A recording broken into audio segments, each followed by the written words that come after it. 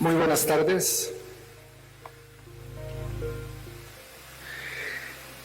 En el marco de la conmemoración de los 10 años de la Reforma Constitucional de los Derechos Humanos, les damos la más cordial bienvenida a la conferencia México, un país de asilo.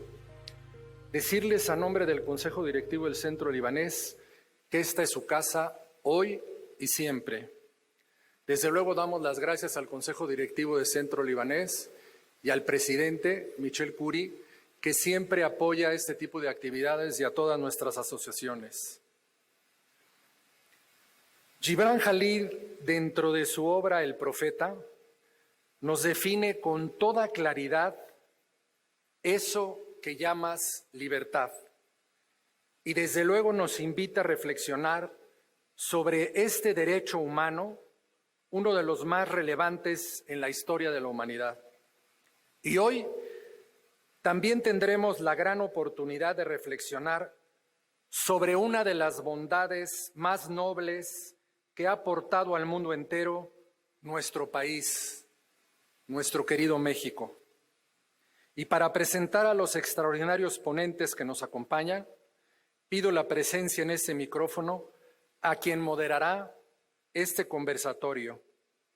María Esther Villar, por favor. Muchas gracias.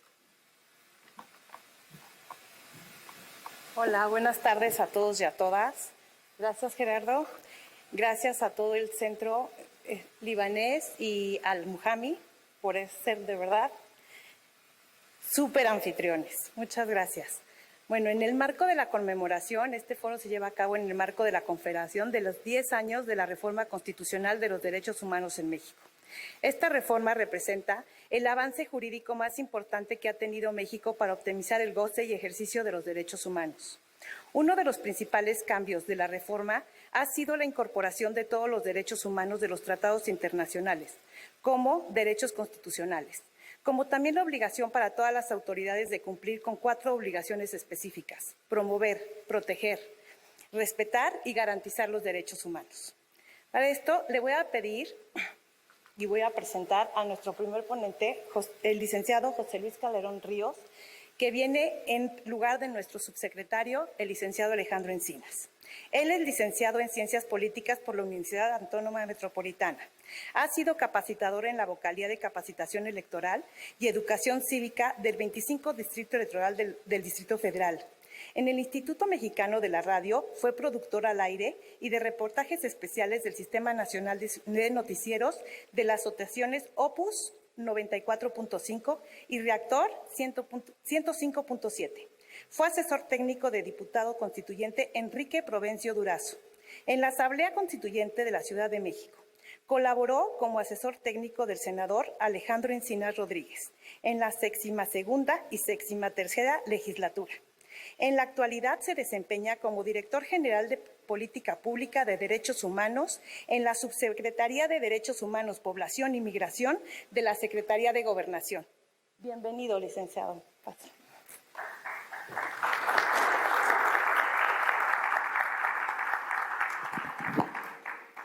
Muchas gracias. Muy buena tarde a todas y todos. Gracias por la invitación, estimado Andrés. Saludo también al honorable Presidium que esta tarde nos acompaña. Bueno, al hacer una reflexión sobre estos 10 años de la reforma política en materia de derechos humanos, históricamente en nuestro país ha sido conocido como una de las naciones receptoras y amigas de las personas refugiadas, con una política siempre de puertas abiertas, reconocida mundialmente. Situación que incluso se refrendó con las acciones con enfoque basado en derechos humanos, realizadas durante la reciente crisis sanitaria que el día de hoy atraviesa la humanidad. Los refugiados son personas que han huido de su país debido a fundados temores de ser perseguidos por motivos de raza, religión, nacionalidad, opiniones políticas o pertenencia a determinado grupo social. Por otra parte, la Declaración Universal de Derechos Humanos consagra el derecho de todas las personas a buscar asilo y disfrutar de él. Así, México es uno de los 145 países parte en la Convención sobre el Estatuto de los Refugiados de 1951 y de los 146 países que son parte en el Protocolo de 1967. Por lo que como Estado tenemos que cumplir con obligaciones relativas a los refugiados en diversos ámbitos, entre los que se encuentra el empleo, la vivienda y la educación. Nuestro país ha recibido a comunidades que huyen de guerras, violencia, persecución política, pobreza y violaciones serias a los derechos humanos. Esta es una responsabilidad que cumplimos más allá de la obligación legal por convicción humanitaria y defensa de los derechos humanos.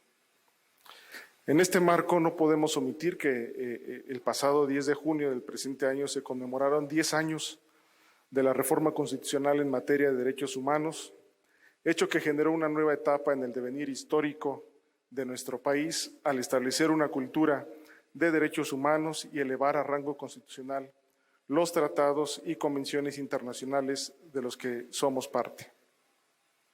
Es así como el Gobierno de México trabaja en un nuevo paradigma en materia de migración, refugio y asilo para otorgar las garantías de ejercicio pleno de los derechos humanos a las personas migrantes.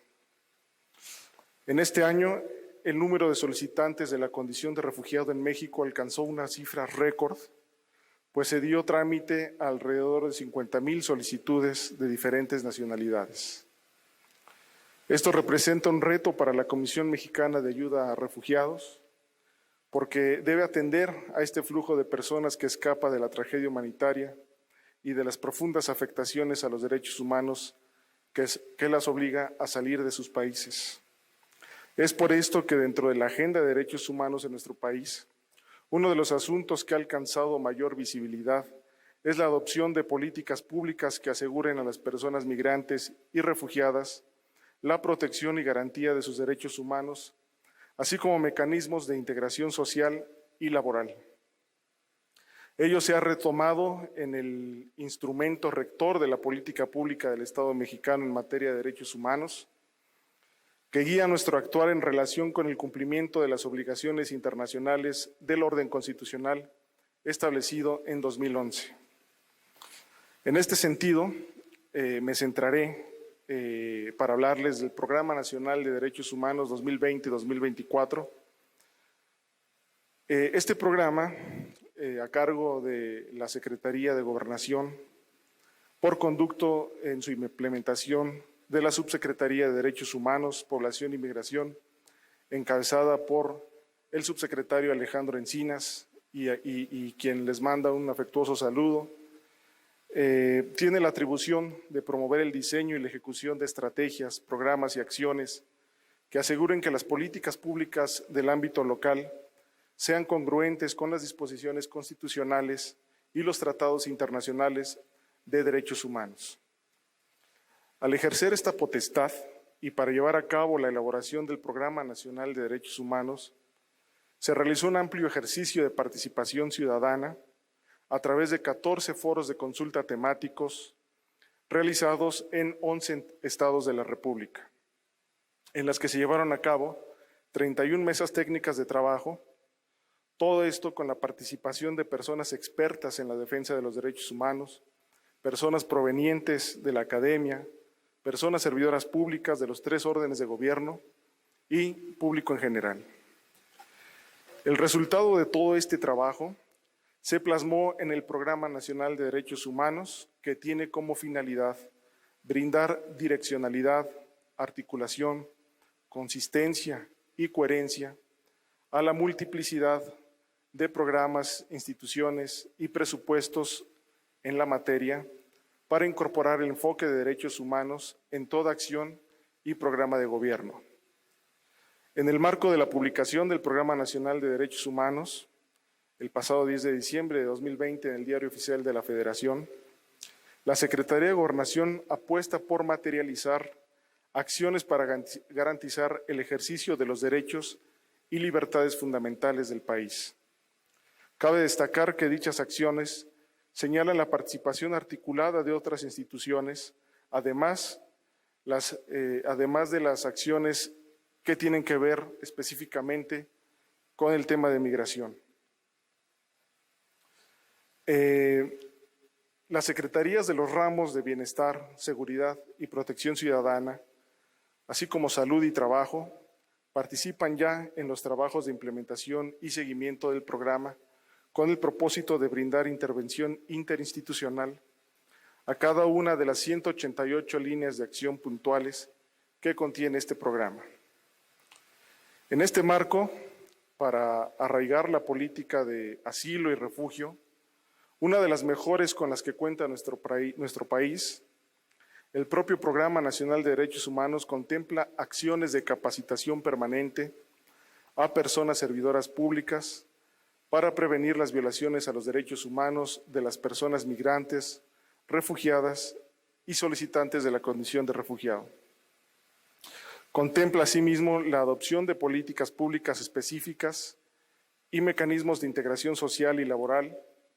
También contempla el fortalecimiento de las capacidades técnicas, financieras y de recursos humanos de la Comisión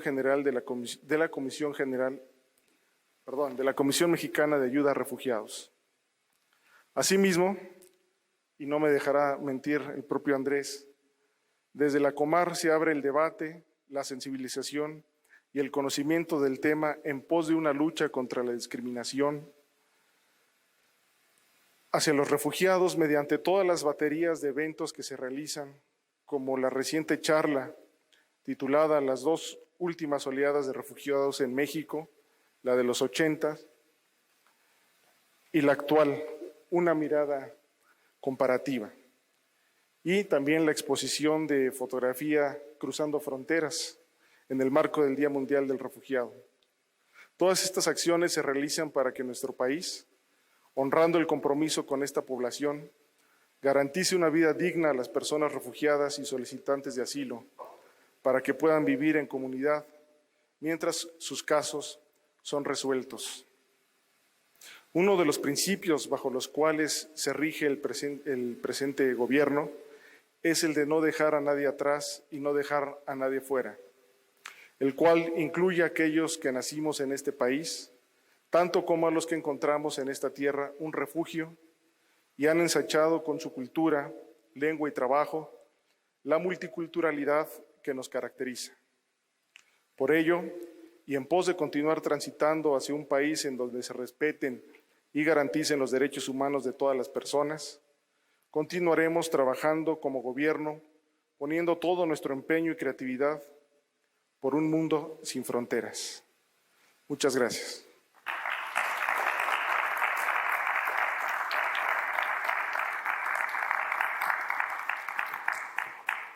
Muchas gracias. A continuación le voy a pedir a la licenciada Karime Atié que nos presente a nuestro siguiente ponente. Gracias.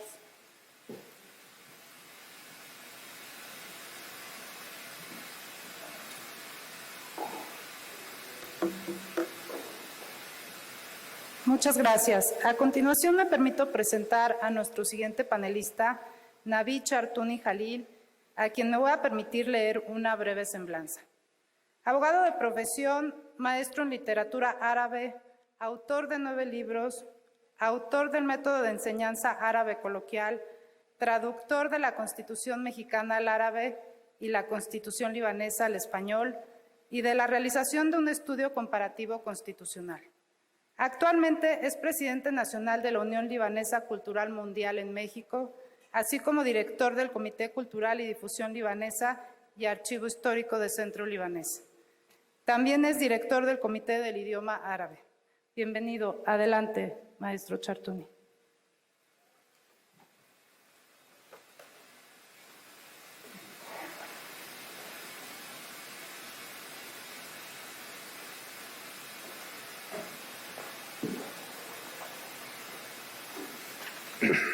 Gracias, Karime.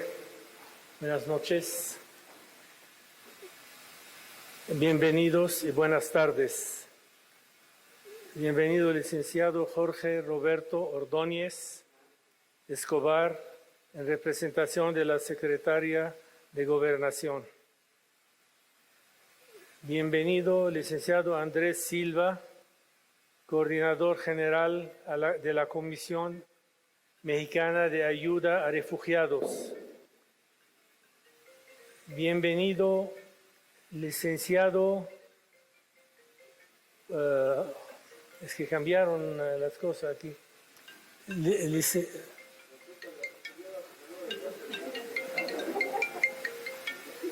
Lleva esto. Perdón. Licenciado Calderón.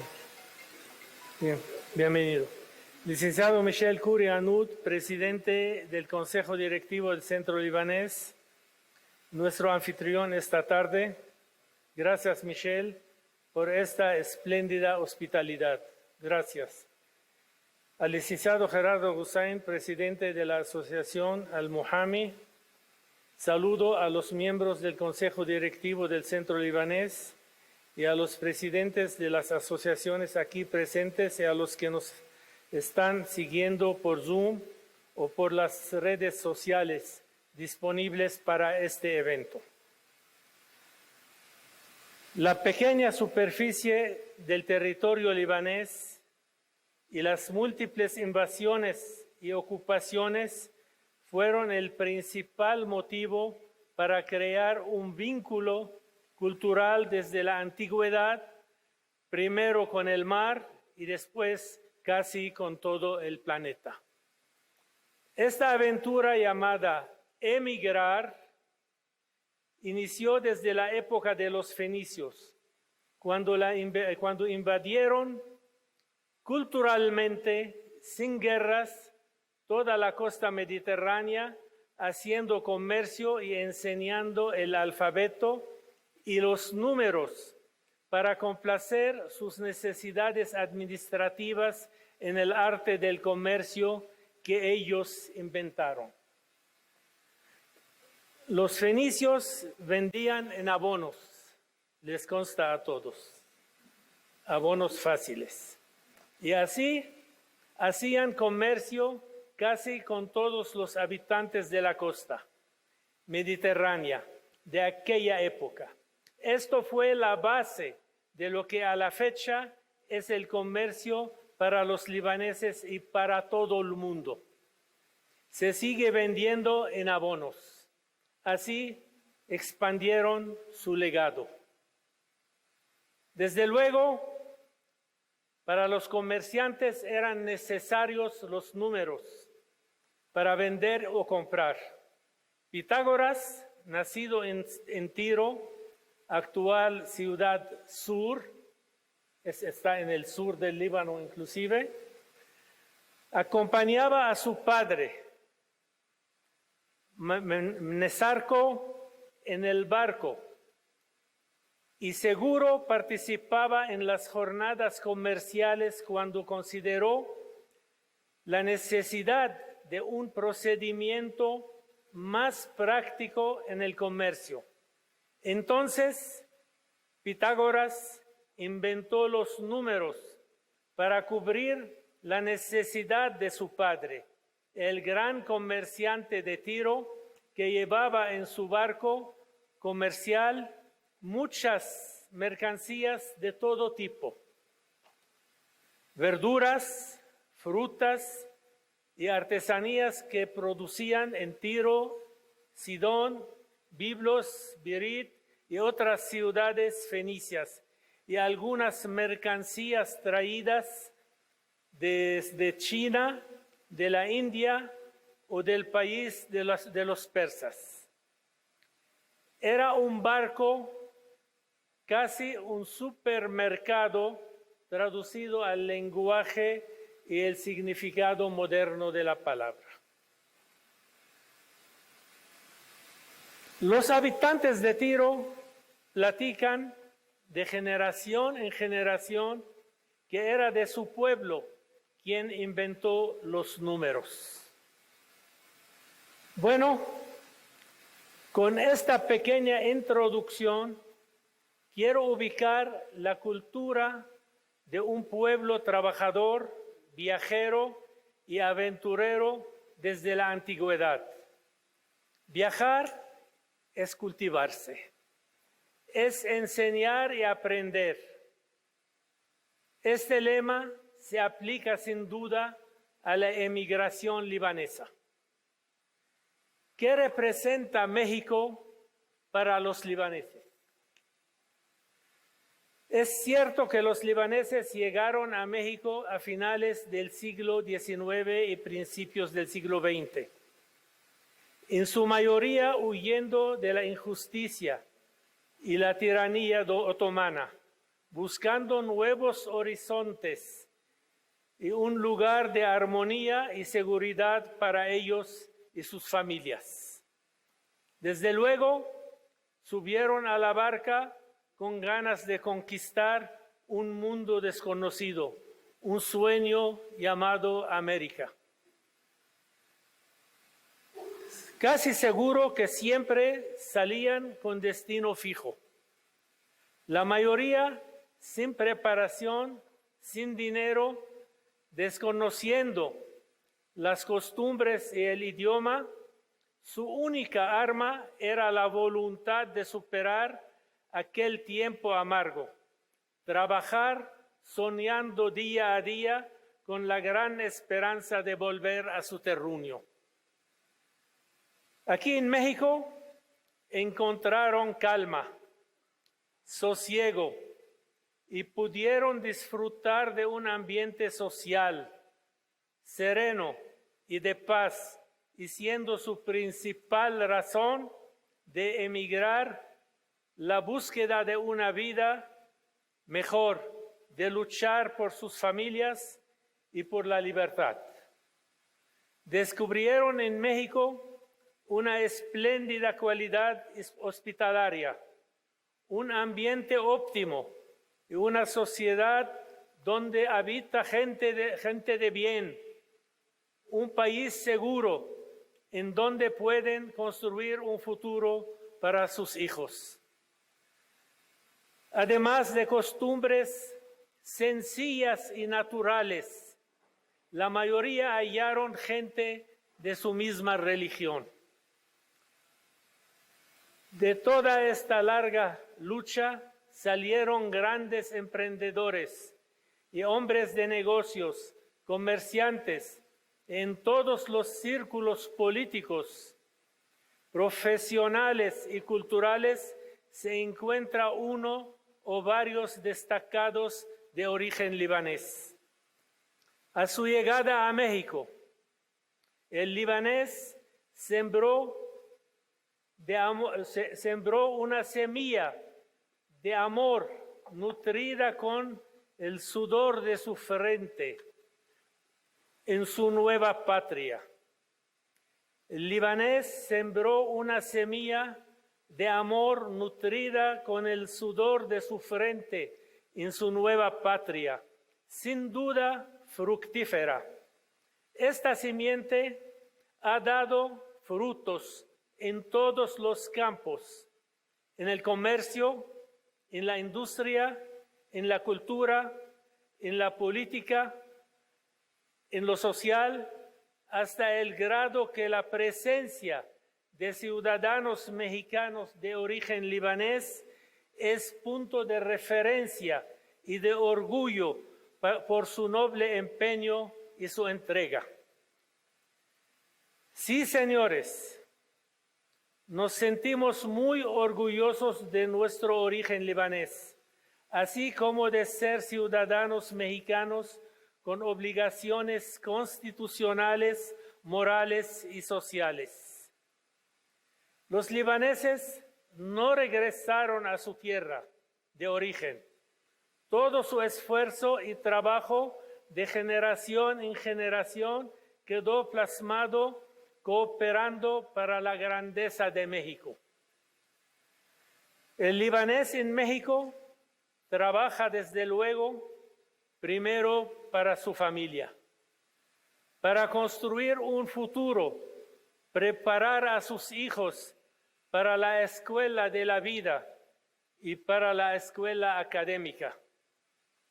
Todo este esfuerzo y este empeño para la superación queda en México.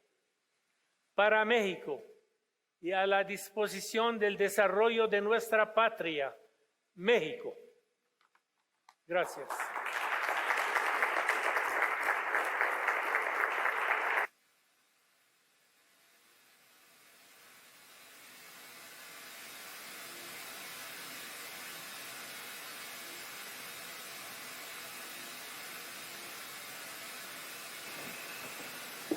Muchas gracias al maestro Naví, al tío de todos, que ya adoptamos. Bueno, a continuación le voy a pedir que presente a nuestro siguiente ponente, la licenciada Marius Curi Murad.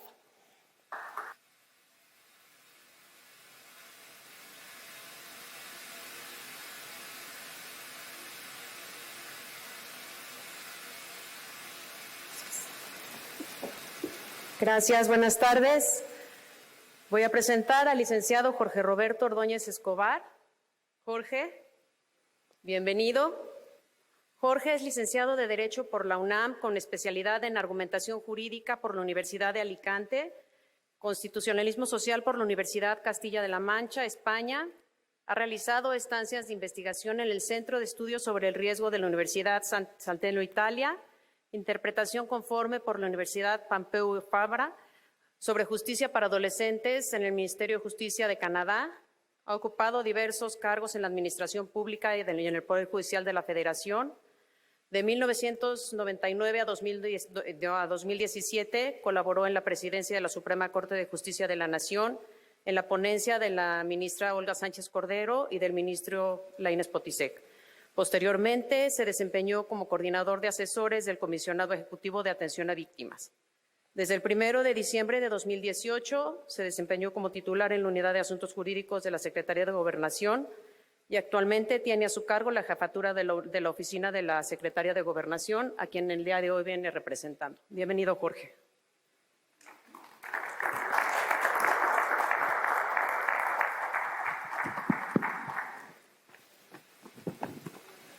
Gracias. Yo me siento muy honrado porque venir al Centro Libanés es delicioso en muchos sentidos. Nos acaban de honrar con una opípara y deliciosa comida y además de eso la compañía siempre es deliciosa, los amigos, encontrarnos, platicar, estar aquí siempre es delicioso. Entonces me siento de veras muy feliz por la invitación a participar aquí.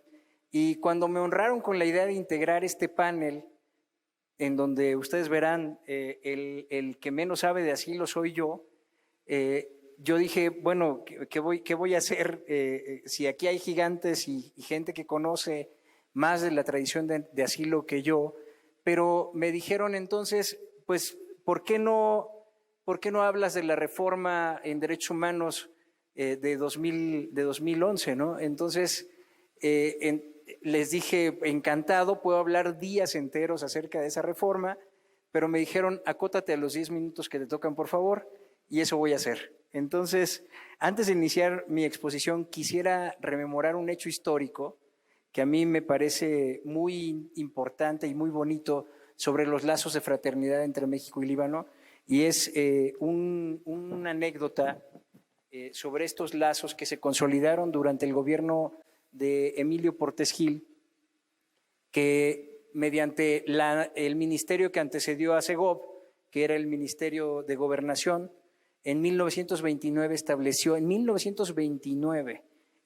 el registro de extranjeros y regularizó el derecho de asilo y ciudadanía, y en ese año a 5,227 libaneses que llegaron al país entre mediados del XIX y principios del siglo XX.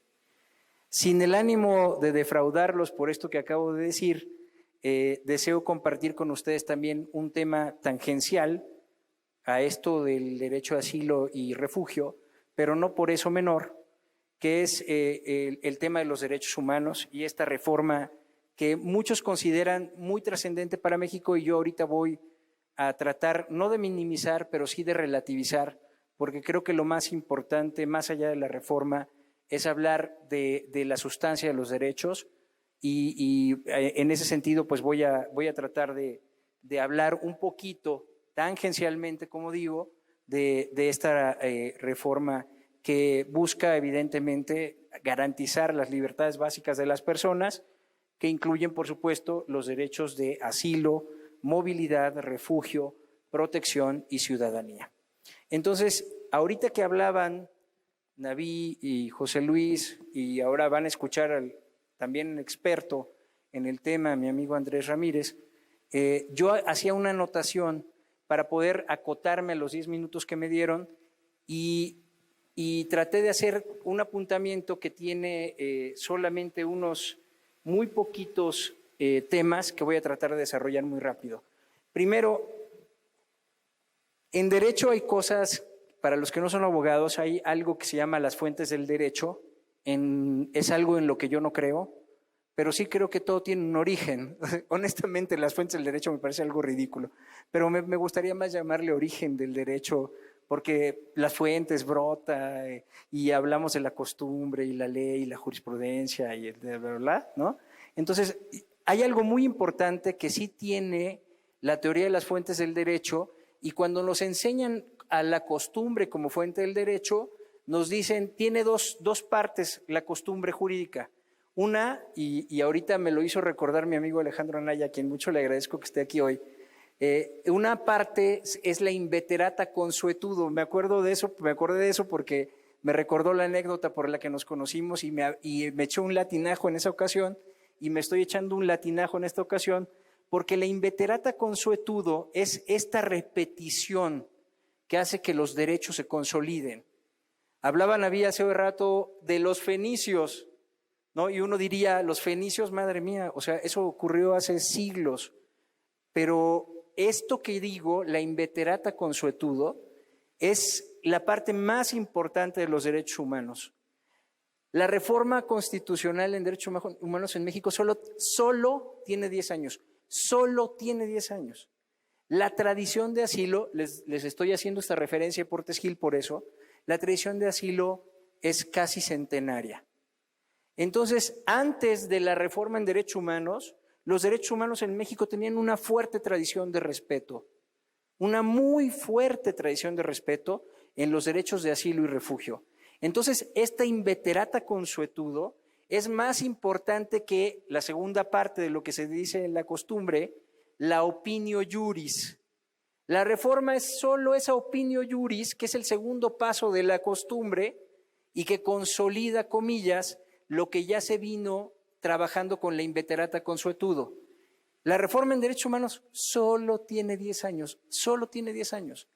Ya había una larga tradición de derechos humanos, sobre todo en los que nos ocupan ahorita, que son asilo y refugio, centenaria. Entonces, sí es importante la reforma en derechos humanos, pero como les digo, voy a tratar de relativizarla para poner en el centro lo que me parece verdaderamente importante, y es el respeto de un derecho que, sin estar en la Constitución, sin estar ni siquiera hasta que les digo 1929, en una ley se respetaba a carta cabal durante toda la historia independiente de México, y tenemos una larga tradición en asilo, y podríamos contar, seguramente lo contará Andrés, acerca de cuántas veces México se ha constituido en un importante país de asilo y refugio.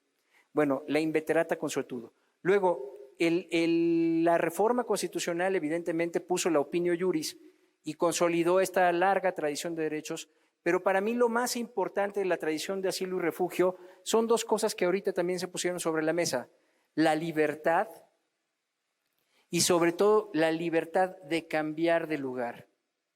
Yo no quiero seguir viviendo en México, me voy.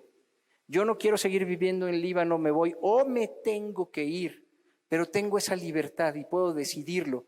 Y eso es lo importante también de los derechos de asilo y refugio, que hay la posibilidad de moverme a un lugar que no es el lugar donde nací, que no es el lugar que me vio crecer, que no es el lugar en donde pertenezco, comillas, y hay un lugar, que eso es lo importante también de la tradición de asilo y refugio, que me acoge y me recibe y me brinda ese apapacho, que es lo que fundamentalmente es el derecho de refugio y de asilo.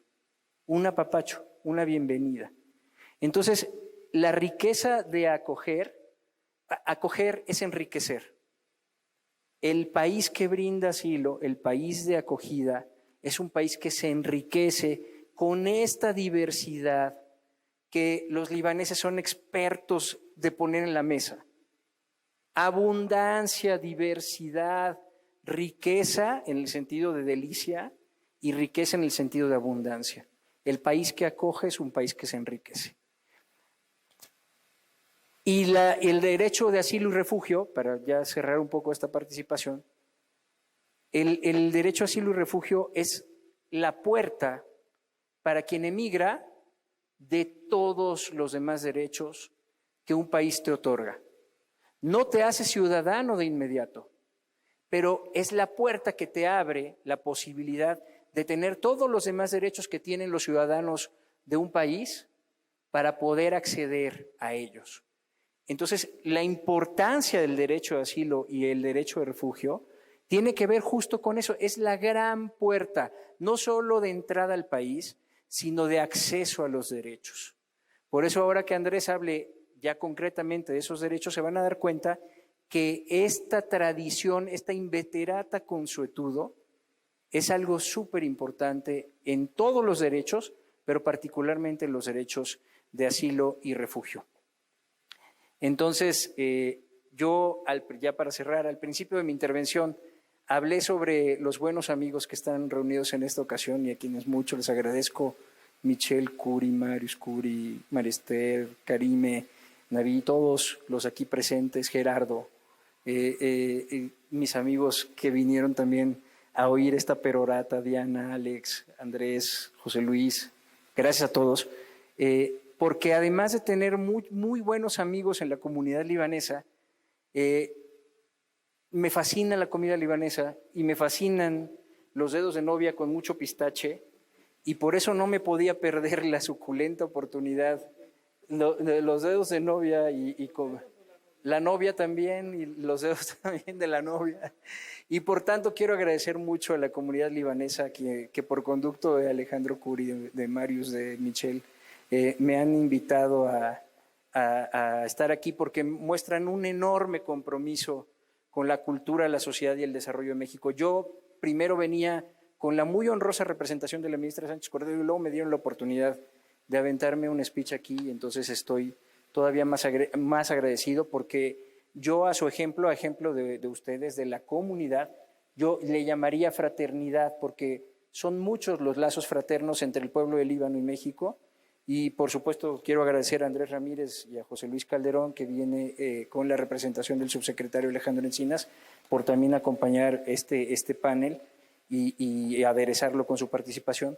Y pues por esos dedos de novia deseo rematar, como dijera mi amigo Alejandro, en un argot futbolero, recordando una frase de amistad del presidente López Mateos y mejorándola, porque esa frase la conocen todos y aquí la han de repetir hasta el asco, el de que quien no tenga un amigo libanés que se lo busque, y yo diría que no tenga un amigo libanés como mis amigos libaneses, que lo busque con fruición. Muchísimas gracias.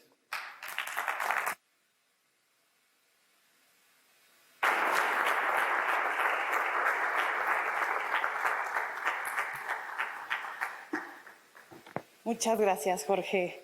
Bueno, tú dijiste que el libanés se caracteriza en el apapacho, ¿no? El mexicano, así como ellos tienen, yo creo que la comida libanesa, y te reciben con esa hospitalidad y con ese apapacho, México con el rebozo es lo mismo, apapacha con su rebozo. Yo también te la digo de manera, ahora sí que como mexicana también, ¿no?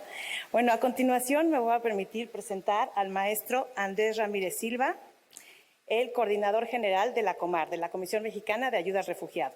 Es economista de la Facultad de Economía de la UNAM, con maestría en Sociología Rural por la Universidad Autónoma de Chapingo y estudios de doctorado en la División de Estudios de Posgrado de la Facultad de Economía de la UNAM. Ha sido catedrático en la Escuela de Economía de la Universidad Autónoma de Coahuila, de la Universidad Nacional Autónoma de México y catedrático investigador del Departamento de Sociología Rural de la Universidad Autónoma de Chapingo, donde fue director.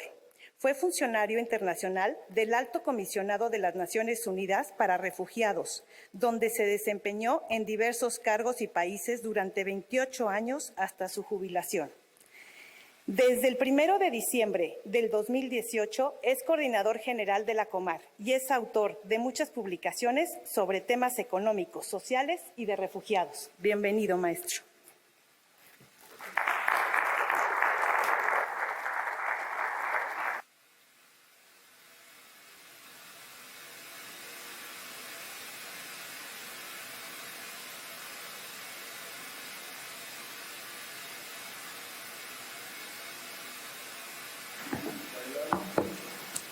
Conste que no le metí el pie. Bueno, primero que nada, agradecer muchísimo al Centro Libanés, especialmente a Michelle Curi, que preside el Consejo Directivo del Centro Libanés, a todos los miembros integrantes del Centro Libanés, a los honorables miembros del Presidium, Jorge Ordóñez, José Luis Calderón y Nayib, que ha dado clases de árabe a generaciones enteras desde hace muchísimos años, y que eso ha contribuido tremendamente a enriquecer la cultura del mexicano a través de la cultura de este pequeño gran país que es Líbano. Y agradecerle a todos los compañeros que están acá con nosotros, amigos, colegas, tanto de gobierno como de otras instituciones que están aquí con nosotros. Ciertamente es para nosotros muy importante el poder conmemorar la reforma constitucional que tuvo como epicentro el tema de los derechos humanos, que fue una cuestión muy importante. Y específicamente en el caso de asilo, esta reforma constitucional por primera vez elevó a rango constitucional el derecho de solicitar y recibir asilo. Muy interesante la reflexión de Jorge Ordóñez, veniendo de un jurista, diciendo que el tema de la ley no necesariamente es lo más importante. Eso me llamó la atención, viniendo de un jurista respetable. Y ciertamente yo, que no soy jurista, siempre me gustó pensar en que el hecho precede al derecho. Y ciertamente acá en México ese hecho fue el hecho acumulado de muchos años de tradición de asilo. Y ese hecho justamente precedió al derecho. Y el derecho que justamente hace 10 años llevó a por primera vez aprobar la ley de refugiados y protección complementaria en enero del año del 2011. Y hace 10 años también, en junio, el 10 de junio específicamente de ese mismo año, se reforma la Constitución y se eleva a rango constitucional el derecho de solicitar y recibir asilo. O sea, este año es un año muy especial porque se cumplen esos 10 años. Y ciertamente si el hecho precede al derecho, no obstante tiene toda una importancia, y ahí sí, yo supongo que todos los abogados acá serán los primeros en decirlo, que efectivamente esté sancionado a nivel de la ley y más aún que esté a nivel de rango constitucional. Y es muy importante también porque México, efectivamente siguiendo toda esa tradición de asilo a la que han hecho referencia varios de los compañeros ponentes acá, dentro de eso ha tenido varias oleadas de refugiados importantes.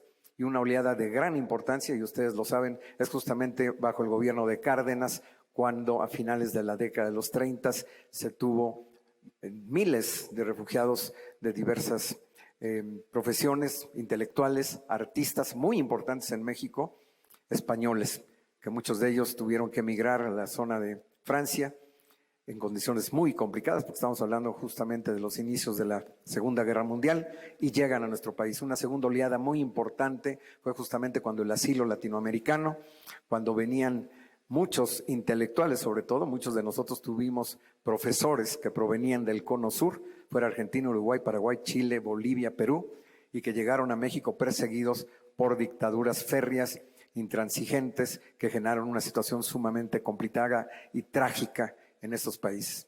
Una tercera oleada muy importante fueron justamente los refugiados guatemaltecos en una época de grandes conflictos en Centroamérica, fuera en Nicaragua con el Frente Sandinista de Liberación Nacional, el Frente Farabundo Martí y el Frente de Liberación Nacional en El Salvador, la Unidad Regional, la Revolucionaria de Guatemala, la URNG, y los enfrentamientos directos con los militares, que llevó a una situación de crisis social tremenda, con desplazamientos forzados en todo el continente y muy especialmente para nuestra región. Y acá en México tuvimos un flujo de refugiados guatemaltecos tremendo a inicios de la década de los 80, y es ahí donde nace la Comar. Justamente el 22 de julio del año 1980 surge la Comar como respuesta necesaria a este flujo importante de refugiados guatemaltecos. Pero ahora se da una oleada distinta y a mí me han pedido que hablara sobre esto. Una oleada con características muy diferentes. Ya el agente de persecución principal de estas personas que vienen en búsqueda de protección internacional no es el Estado. Es principalmente gente que está ligada al crimen organizado. Y es así que a partir del año 2012, 2013, empiezan a llegar oleadas importantes, sobre todo provenientes del norte de Centroamérica, de Honduras, de Guatemala, de El Salvador.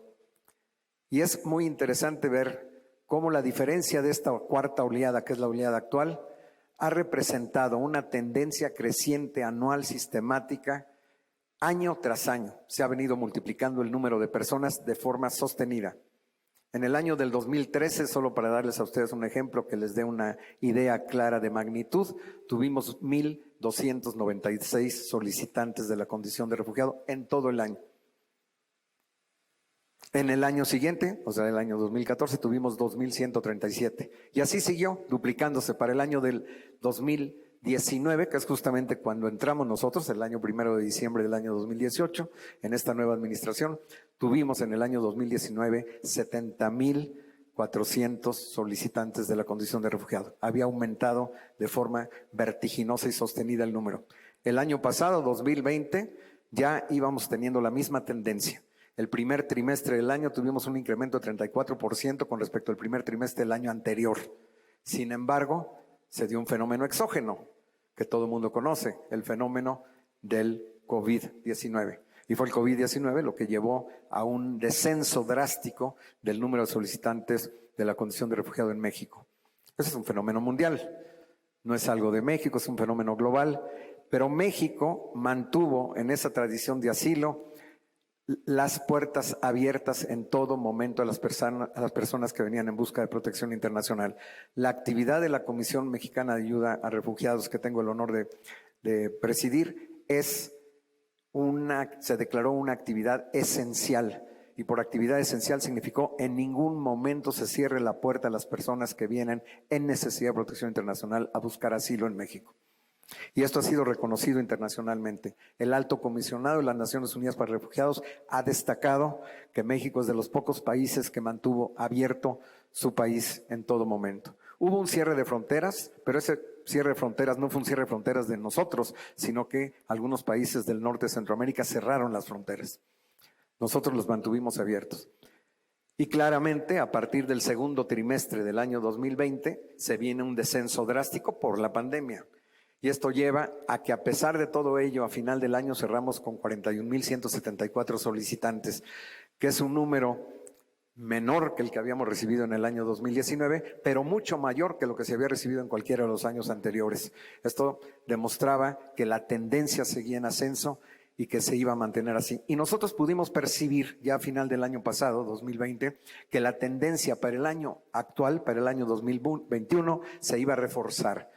No solamente se iba a recuperar esta tendencia creciente, sino se iba a reforzar, se iba a acentuar. Y dicho y hecho, estamos justamente el día de hoy publicando la estadística de los primeros 6 meses de solicitantes de la condición de refugiado en México y justamente hemos llegado al número de 51,154 solicitantes solo en 6 meses. Lo que significa, no se necesita ser Einstein para saber que si lo multiplicamos por 2 vamos a rebasar la cifra de 100,000 solicitantes en este año, que por mucho rebasa la marca histórica que jamás hayamos tenido en nuestro país de personas procurando la condición de refugiado.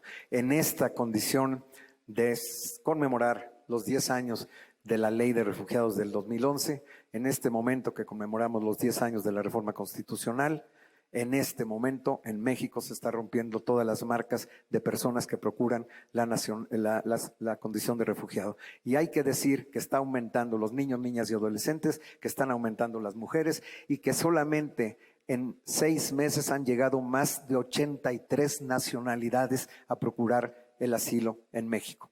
Esto es un tema muy importante, impresionante, desde luego es un reto enorme para la posibilidad de la capacidad operativa que tiene la Comar y la respuesta que podemos tener. Nosotros hemos dado todo lo que está de nuestro lado para poder operar y poder enfrentar este desafío. Sin embargo, somos conscientes que tenemos limitantes y el incremento se está dando de una manera tal que pues estamos estirando la cuerda demasiado. Esperamos contar con todo el apoyo. Hemos tenido hasta ahora un apoyo muy importante del Alto Comisionado de las Naciones Unidas para Refugiados. Justamente el año pasado el subsecretario Alejandro Encinas decidió fusionar la Comisión Mexicana de Ayuda de Refugiados con la de la Frontera Sur, la Comisión de la Frontera Sur, para que la Comisión de la Frontera Sur pasara a fortalecer a la Comisión Mexicana de Ayuda de Refugiados. Ha sido un proceso administrativo largo, ya estamos prácticamente por concluir ese proceso, está en manos de la función pública. En la Secretaría de Gobernación se avaló absolutamente el nuevo reglamento que refleja esta fusión, pero la función pública falta todavía que le dé el visto bueno final antes de que sea publicado en el Diario Oficial de la Federación, y que desde luego será un gran apoyo. Para nosotros es muy, muy importante que esto se dé y estamos dispuestos, sin embargo, a continuar avanzando en la productividad, en simplificar los procedimientos, en hacerlos más céleres, más rápidos, más eficientes, pero sin descuidar la calidad de los procedimientos, porque está en tela de juicio la calidad. Si nosotros en un momento dado rechazamos una persona que genuinamente es refugiada, podría su vida correr riesgo porque la podrían enviar de regreso, deportar a su país de origen y su vida correría riesgo. Si nosotros, por el contrario, a una persona que no es refugiada, que solicita la condición de refugiado ante nosotros y que nosotros por la rapidez y por no hacer las cosas con calidad y con la debida precaución, lo reconocemos y probablemente esta persona sea un terrorista o sea una persona criminal, cometeríamos un grave riesgo y se pondría en credibilidad el sistema de asilo en México. Por eso para nosotros es fundamental siempre avanzar de forma muy rigurosa en la calidad de los procedimientos de la determinación de la condición de refugiado. Les agradezco mucho. Gracias. Muchas gracias al maestro Andrés Ramírez. Me voy a permitir pedirle la presencia del licenciado Gerardo Gosaín para que juntos despidamos al presidium.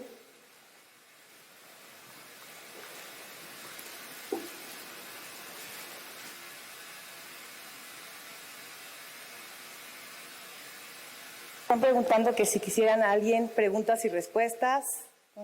Si alguien tiene o conclusiones del evento, que quisiera alguien decir algo.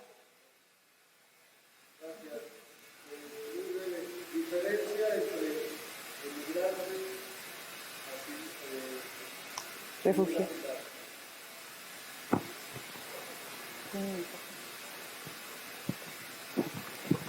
Es muy importante entender que todo refugiado, a final de cuentas, es un migrante. ¿Por qué? Tuvo que abandonar su país, tuvo que emigrar, tuvo que desplazarse. Pero lo que hace la diferencia está en las causas que originan el por qué la persona migró. Si en estas causas se encuadran dentro de los instrumentos jurídicos internacionales como la Convención o nuestra propia ley, la Ley para Refugiados, Protección Complementaria y Asilo Político, entonces puede ser calificado como refugiado. ¿Cuáles son esas causas? Un refugiado es aquella persona que por motivos fundados de persecución se vio obligado a cruzar una frontera internacional, sea por razones de raza, nacionalidad, opinión política, religión o pertenencia a un grupo social, o también por haber sido víctima de violencia generalizada, violaciones sistemáticas de derechos humanos o graves disturbios del orden público. Si cualquiera de estos elementos están allí detrás de las razones o los causales de por qué la persona tuvo que venir a nuestro país y solicitar la condición de refugiado, puede calificar como refugiado. Si las razones son por tener una mejor calidad de vida, por razones económicas, entonces se considera simplemente un migrante. Que en muchas ocasiones la línea divisoria entre lo uno y lo otro es un poco grisácea, es un poco confusa, porque muchas ocasiones pareciera que la razón es económica, pero le rascamos un poquito y es una razón económica que estuvo derivada de una situación de persecución. Por ejemplo, ocurre mucho en Centroamérica y bueno, desafortunadamente en México también se da esta situación, las extorsiones, las amenazas, y que por esa razón pierden su negocio, por ejemplo. Entonces aparece como un problema económico porque entonces no tiene el negocio y luego entonces requiere de salir del país para tener mejores condiciones de vida. Pero si rascas un poco te das cuenta que lo que originó la pérdida del negocio era un tema de otra naturaleza porque su vida estaba siendo amenazada. Entonces, es ahí en síntesis lo que sería la diferencia. Gracias. Adelante. ¿Cuántos de México son los que viven aquí lo que refugio en otras naciones fuera de del país? Porque sufrimos aquí también ciertas situaciones que son muy parecidas a los países de donde viene mucha gente, ¿no? Como refugiados, como asilados políticos. Y es que entonces tienen datos de números de más o menos oficialmente de mexicanos a nosotros. Mira, eso obviamente ninguno de los que estamos aquí lo manejamos porque nuestras atribuciones son dentro del territorio mexicano. Tú estás hablando de las personas que van a otros países a solicitar la condición de refugiado y obviamente las autoridades de esos países son quienes manejan la estadística. Ciertamente sí existe, tienes toda la razón, mexicanos que han sido forzados a desplazarse internamente, por una parte, pero por otro lado varios que han tenido que cruzar la frontera y se han ido sobre todo a los Estados Unidos. Yo te lo puedo decir porque lo he estudiado, no porque tenga esa atribución ni mucho menos, que sí hace ya muchos años, en los años también de la guerra contra el narcotráfico, se dio muchísimo, pero se sigue dando, que mexicanos han cruzado la frontera internacional y han solicitado refugio en los Estados Unidos. Y han sido números de cierta importancia. No te sé decir en este momento cuántos, pero efectivamente ese fenómeno existe, desgraciadamente existe. Yo ahí quisiera hacer una acotación. También en Estados Unidos, por ejemplo, las cifras de personas que emigran o que intentan cruzar no se miden por el número de personas, sino se miden por el número de eventos. Las autoridades norteamericanas no consideran si una persona ha cruzado varias veces o ha intentado cruzar varias veces y lo manejan como eventos. Es decir, si hay 10,000 eventos, a lo mejor no fueron 10,000 personas las que intentaron cruzar, sino que fueron 5,000 3 veces o 4,000 3 veces, ¿no? Entonces, eso también es, y esas cifras, como bien dice Andrés, pues solamente las tiene el país a donde los mexicanos han migrado y han obtenido la calidad de asilado o refugiado. Entonces, por ejemplo, en Canadá o en Estados Unidos hay muchísimos miles de paisanos que sí han pedido asilo o refugio. De hecho, en Canadá empezó una época en la que pedían la visa justo por el número de mexicanos que estaban migrando. Ahora han vuelto a no pedir la visa, pero hubo una época en la que solicitaron el ingreso con un visado. Por favor.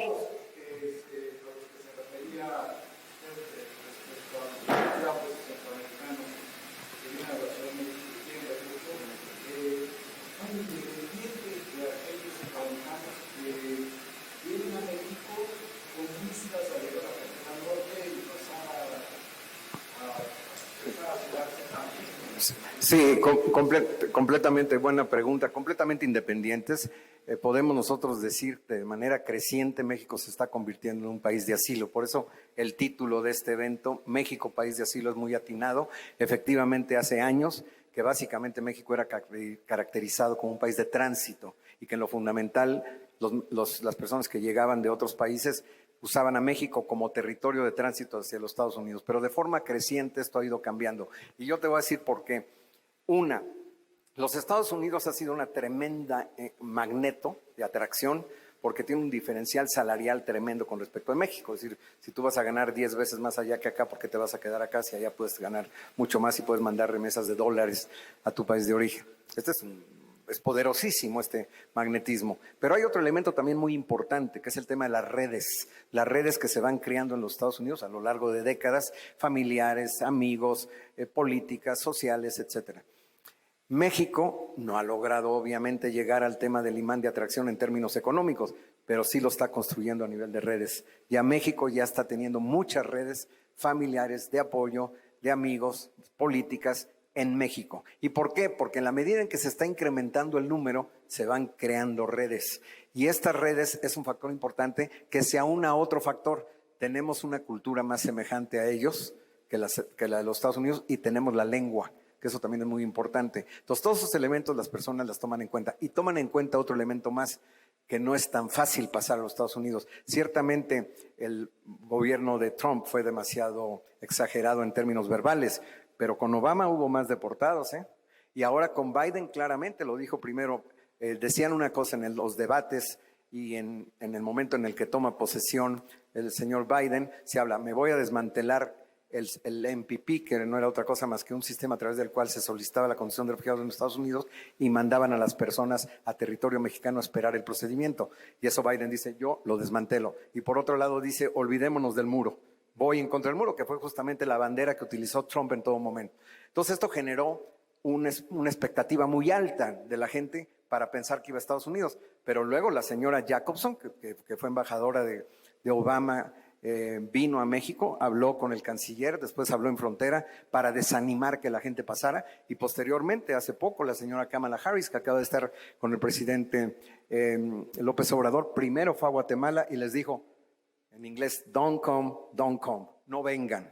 ¿Por qué? Porque ese efecto boomerang está tremendo. Entonces, ¿qué está pasando? Mucha gente acaba quedándose en México. No está fácil pasar a Estados Unidos. Entonces, con el conjunto de estos elementos, la verdad es que mucha gente ya se queda en México. Sigue habiendo tránsito, nadie lo va a negar, hacia los Estados Unidos. Sigue siendo un tremendo imán de atracción, pero en México poco a poco se ha convertido en un país de asilo. Y bueno, están los números. O sea, ya hablar de un número de 100,000 solicitantes este año te está mostrando que mucha gente ya está pensando en México para quedarse como país de destino.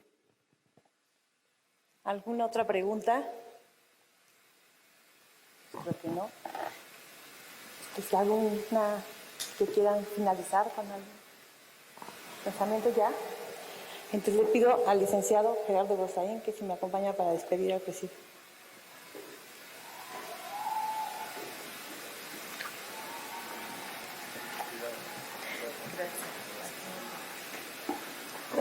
Gracias, María Esther. Gracias a todos ustedes. Pero antes de que nos despidamos, una parte importante para Centro Libanés, la más fundamental, es su consejo directivo. Y para este efecto le vamos a pedir a su presidente nos dirija unas palabras y dé los reconocimientos para los expositores. Me refiero a Michelle Curi Hanoud.